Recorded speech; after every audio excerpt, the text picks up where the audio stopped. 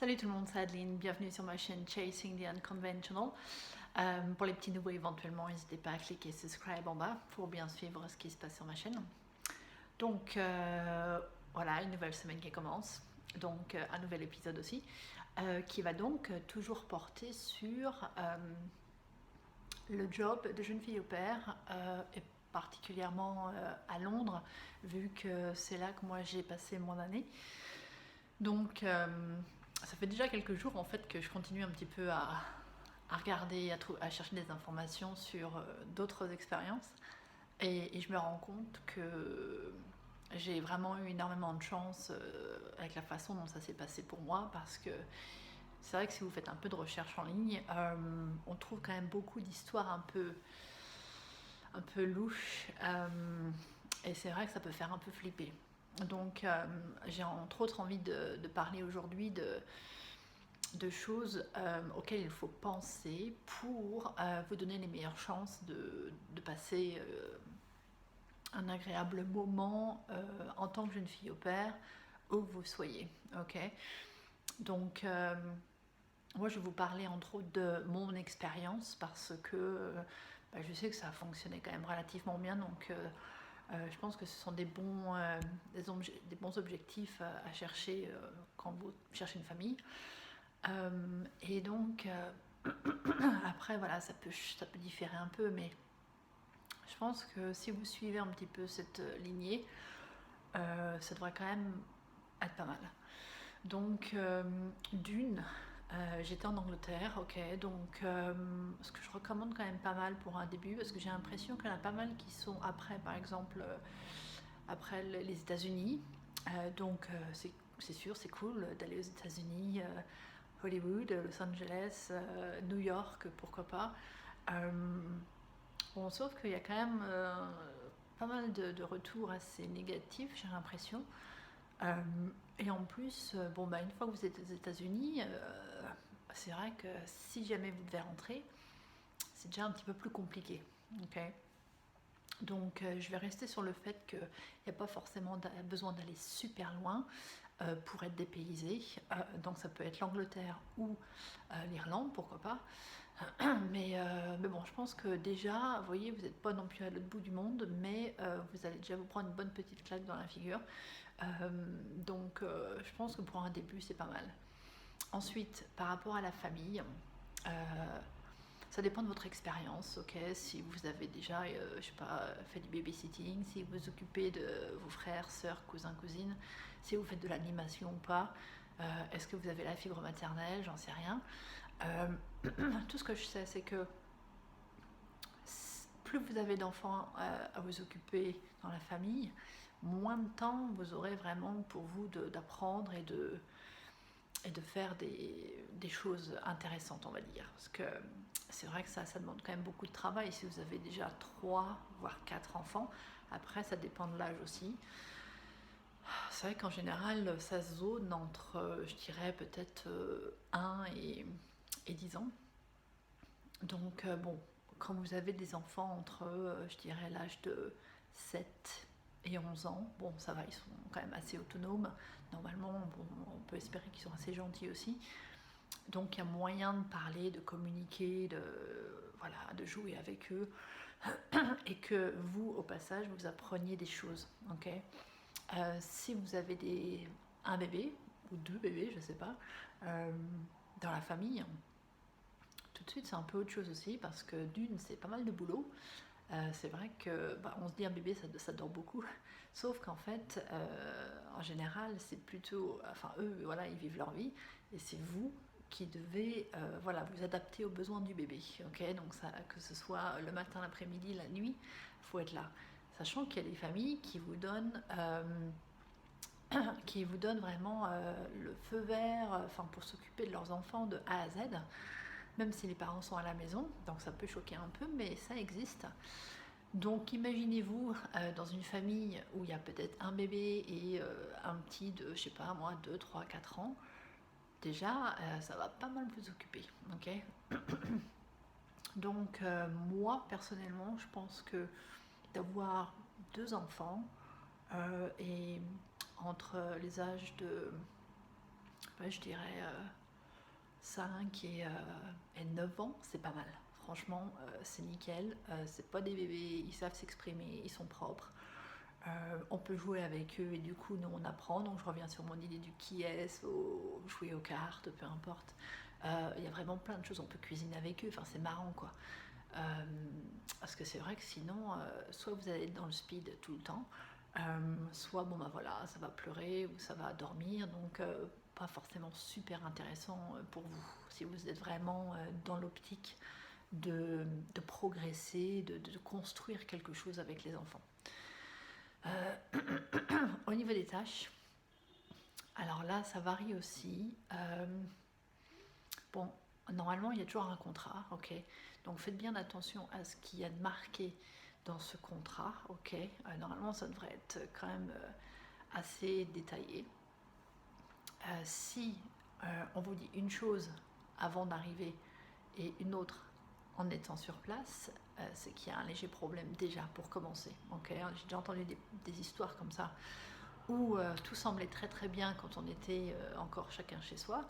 Et en fait, une fois sur place, il y a un petit classeur ou une copie double, je ne sais quoi, qui attend la jeune fille au père et qui détaille voilà, ce qu'il faut faire chaque jour. Et en général, c'est pas vraiment drôle.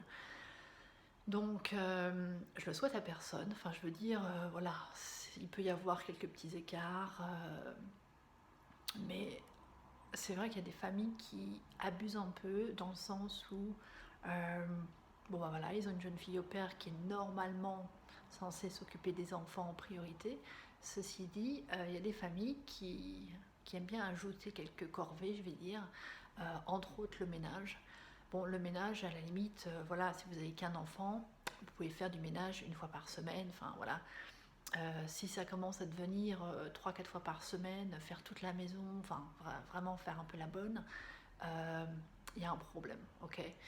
Donc, il faut que vous vous prépariez à ça, ok, parce que même si, voilà, c'était pas ce que vous souhaitiez au début, c'est vrai, vous vous dites que si vous partez, vous allez être dans la mouise pour retrouver quelque chose et vous savez pas vous exprimer, machin.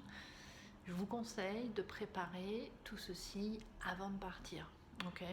Donc faites des recherches, préparez un CV, des choses comme ça. Inscrivez-vous à des groupes Facebook pour justement chercher des familles au pair ou vous pouvez avoir du soutien en fait dans la ville où vous allez. Okay, donc par exemple, il y aura forcément des groupes de Français à Londres ou dans d'autres villes en Angleterre. Okay, et si vous avez un problème, vous pouvez toujours communiquer avec eux et sortir de cet environnement. Okay, parce que si vous êtes censé rester dans la famille au moins 1 an, ça va être la pire galère. Et si vous dites rien, il y a un risque pour que bon bah voilà, ça continue et puis donc vous allez être super malheureuse et c'est pas cool, quoi. Franchement, vous n'êtes pas venu en Angleterre pour vivre une telle expérience, ok. Donc maintenant, vous le savez, faites juste attention. Donc au niveau des tâches, moi personnellement, bon, il y avait une femme de ménage qui venait une fois par semaine, donc elle faisait toute la maison sauf ma chambre, ce qui est normal, et elle repassait les affaires de la maman. Donc moi, du coup, j'avais vraiment principalement à m'occuper des filles. Donc c'était deux petites de 7 et 9 à l'époque quand je suis arrivée. Et donc c'était se lever le matin, préparer leur pack lunch pour aller à l'école. Je les emmenais à pied à l'école, c'était quoi, 10 minutes. Après ça, j'allais en cours parce que j'avais envie de prendre des cours pour vraiment améliorer mon anglais plus rapidement et je le conseille à tout le monde. Euh, donc j'allais en cours, donc j'avais 9 heures par semaine à peu près, donc étalé sur 3 jours. Et donc après les cours, donc je revenais en début d'après-midi, j'arrivais à la maison, j'étais toute seule, donc les parents étaient au travail, les filles à l'école. Et donc voilà, je pouvais faire des trucs soit personnels ou alors pour la maison. Donc ça pouvait être voilà, faire un peu de rangement, veiller à ce que les chambres des filles soient à peu près correctes, hein, rangées, pas trop crades, machin. Il fallait aussi que je m'occupe des affaires des filles, donc lavage et repassage. Et puis sinon, c'était penser au dîner le soir, donc il fallait que je fasse le shopping pour nous trois. Je cuisinais que pour juste pour nous trois. Donc cuisiner le soir. Et puis sinon, donc, quand je retournais les chercher à l'école l'après-midi, donc c'était vers 16h quelque chose. Après, soit on revenait à la maison ensemble et voilà, on bidouillait chacune de notre côté ou on parlait. Ou soit il y avait des activités. Donc je sais qu'à un moment, elles avaient des cours de flamenco toutes les deux. Elles avaient aussi des cours de piscine une fois par semaine. Il y avait un espèce de cours de maths aussi. Et voilà, après, elle pouvait aller aussi aller chez des copines, donc pour jouer, pour dîner. Après, il y en a d'autres qui venaient chez nous, donc voilà, il fallait gérer ça. Mais c'était vraiment cool, quoi. Enfin, je veux dire, bien sûr, c'est une responsabilité, il faut faire attention, faut être fun. Mais franchement, enfin, quand on est dans une bonne famille avec des enfants respectueux, marrant, tout ça, il peut y avoir vraiment des super moments ensemble. Et puis ce qui est au niveau donc babysitting, en général c'était à peu près 2 fois par semaine, mais on se mettait d'accord avec la maman en début de semaine. Et voilà, après on se fiait à ça. Après, si je voulais passer du temps avec eux quand j'étais en repos, j'avais le droit aussi, ils étaient super accueillants, super chaleureux. Donc je faisais vraiment ce que je voulais. Si j'étais en repos, je pouvais rester dans ma chambre, je pouvais sortir comme je voulais. J'étais pas fliquée, quoi que ce soit. Donc vraiment beaucoup de liberté. Tant que le boulot était bien fait, à temps, nickel. Donc les autres choses que je faisais avec les filles, bon là j'étais là pour entre autres aussi les amuser. Donc je leur ai fait apprendre un petit peu de français. Je leur racontais des histoires le soir, j'inventais des trucs, ça elles adoraient. Et puis pendant leurs vacances aussi, je les ai emmenés peut-être 2-3 fois chez moi au Mans, voir ma famille. Donc la maman payait pour les trajets. Et j'ai emmené les deux petites chez moi, donc la grosse folie, forcément, tout le monde était là en train de les regarder émerveillés. Donc on s'est bien amusés toutes les trois aussi comme ça. Je suis allée en vacances aussi avec eux, au ski entre autres, parce que, voilà, entre autres, moi je m'occupais des filles quand même, mais bon, j'avais le droit de venir en vacances à la montagne et ils me payaient des cours de ski, truc de fou. Et puis sur Londres, sinon, c'est vrai qu'ils étaient super généreux. Ils m'emmenaient au restaurant, on allait voir des pièces de théâtre, on allait au cinéma, voir des expos, enfin bon, ça n'arrêtait pas. Le week-end, ils ont une maison de campagne, donc ils partaient tous les vendredis soirs et revenaient les dimanches soirs. Et donc, soit je partais avec eux, ils me proposaient, soit je pouvais rester à Londres dans leur maison, toute seule, tranquille. Donc, je faisais ce que je voulais, ils avaient vraiment totale confiance. Et donc je pouvais inviter des amis, faire des soirées, enfin bon, c'était vraiment le pied, quoi. Franchement, je me rends compte que j'ai vraiment une grosse veine. Voilà. Sinon non, franchement, c'est vrai que pour quelqu'un qui est passé par, comme ça, par une prof d'anglais, j'ai vraiment beaucoup de chance au final. À l'époque, c'est vrai que j'avais pas énormément de moyens pour faire des recherches, pas comme aujourd'hui. Donc je sais que maintenant il y a beaucoup d'agences qui organisent des séjours. Ceci dit, vu tout ce que je vois et ce que j'entends, c'est un peu le flip quand même. En fait, je voudrais juste souligner le fait que c'est pas parce que vous passez par une agence et que vous vous dites que tout va être bien cadré et que je vais être bien entourée et que voilà, on va m'aider s'il y a un problème. En fait, ça n'a pas l'air du tout d'être ça. Enfin, après, voilà, il y a peut-être des agences et des familles avec qui ça se passe parfaitement. On va pas mettre tout le monde dans le même sac. Tout ce que je veux dire, c'est de ne pas partir les yeux fermés. Ok. Franchement, il ne faut pas non plus se jeter dans la gueule du loup direct. Il faut prendre le temps de faire ses recherches, pas comme ça à la dernière minute accepter ce qu'on vous donne, parce que voilà, il y a toujours un risque. Ok. Donc après, c'est vrai que des fois, à la caméra, quand on parle avec la famille ou quand on se met d'accord, tout a l'air de bien aller. C'est difficile des fois de savoir. Bon, par contre, voilà, quand vous arrivez, vous allez tout de suite sentir le feeling. Et Si jamais il y a quoi que ce soit qui se passe de pas clair, bon, on se dit que c'est vrai qu'en général l'agence voilà, pourrait régler des problèmes, sauf que bon, ils n'ont pas l'air d'être super réactifs parfois et parfois ils laissent carrément les gens dans le vide quoi, donc c'est vraiment pas recommandable. Et en plus, bon, voilà, vous les payez pour gérer votre dossier, tout ça. On pourrait penser que les familles sont scannées, enfin qu'on fait bien attention, où on vous envoie, tout ça. Et parfois, ça a l'air de laisser à désirer quand même. Donc, ce que je vous conseille là-dessus, c'est, voilà, si vous vous rendez compte, même si vous avez fait tout votre boulot avant le départ, de voilà, le type de famille, la ville qui vous intéresse, le nombre d'enfants, machin, et que vous arrivez sur place et qu'il y a une embrouille, d'une, parlez-en à l'agence, et deux, commencez à faire vos recherches pour partir autre part, ok? Vous n'allez pas forcément vous retrouver à la rue ou quoi que ce soit. C'est plus malsain de rester sur place que de prendre le risque de partir, ok?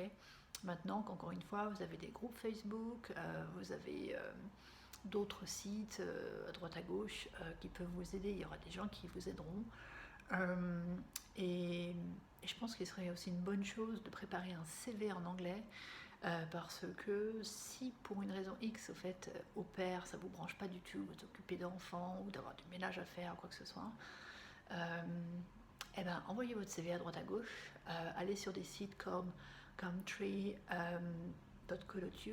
ou Caterer, je remettrai les noms en dessous de toute façon. Envoyez vos CV, faites des demandes et on ne sait jamais, vous allez peut-être être pris pour faire un autre job. Bon après, encore une fois, l'avantage avec le boulot de jeune fille au pair, c'est que vous êtes logé, nourri, blanchi, ok? Mais bon, si c'est pour se faire exploiter pendant un an, ne pas avoir de temps libre, être traumatisé, ça vaut pas forcément le coup non plus, ok? Donc il suffit juste de partir avec voilà, ça à l'esprit et d'être prête à rebondir si jamais il y a un problème, ok? Au niveau de la destination, je repense à ça. C'est vrai que bon, quand on dit l'Angleterre, il y a peut-être beaucoup de personnes qui pensent à Londres. Donc Londres, superbe ville, hein, forcément. Bon, pensez-y. Enfin, je veux dire, il y a beaucoup de villes en Angleterre, donc sachant voilà, vos préférences, pensez-y. Si vous avez envie d'être dans une grande ville, si vous aimez le bord de mer ou si vous voulez être dans un endroit plus tranquille, faites juste un peu attention, faites vos recherches encore là-dessus un peu avant parce que si vous vous retrouvez dans un bled loin de tout et qu'il vous faut 1 heure pour aller sur le centre-ville ou je ne sais quoi, bon, c'est pas forcément cool non plus, ok, s'il se passe pas grand-chose et que vous vous sentez obligé de rester dans votre famille. Donc, il y a vraiment beaucoup de choses auxquelles il faut penser, je pense, pour vraiment voilà, s'assurer de passer une bonne année intéressante, se faire des connexions, tout ça. Parce que voilà, il y a vraiment moyen de faire des super choses quand on part comme ça cette année en au pair. Mais voilà, il faut être préparé un minimum. Donc voilà, c'était la vidéo numéro 2 en tout cas. N'hésitez pas à laisser d'autres commentaires, questions en bas, ça me fera plaisir de les lire et d'y répondre, et puis aussi de préparer pour la 3e vidéo. Voilà, je vous souhaite une bonne journée, prenez bien soin de vous et à la semaine prochaine. Ciao, bye bye.